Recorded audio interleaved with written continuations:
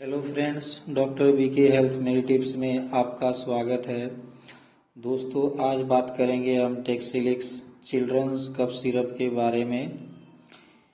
ये दवा बच्चों के लिए सर्दी खांसी की दवाई है जो आजकल के बदलते मौसम में बहुत ज़रूरी दवाई है। तो आइए दोस्तों, इसके कंपोजिशन के बारे में जानते हैं। इसमें दोस्तों dextromethorphan hydrobromide 5 mg and chlorpheniramine maleate 2 mg रहता है। ये एबॉट कंपनी की आती है। ये दवा 60 ml के पैकिंग में आती है।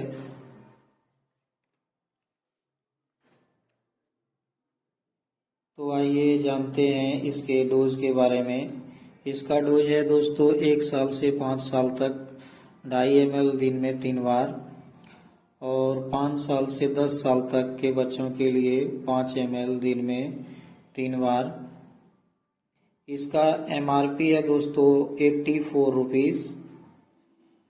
तो दोस्तों, मेरा वीडियो अगर पसंद आए तो सब्सक्राइब करें और लाइक एंड शेयर भी करें। Thank you.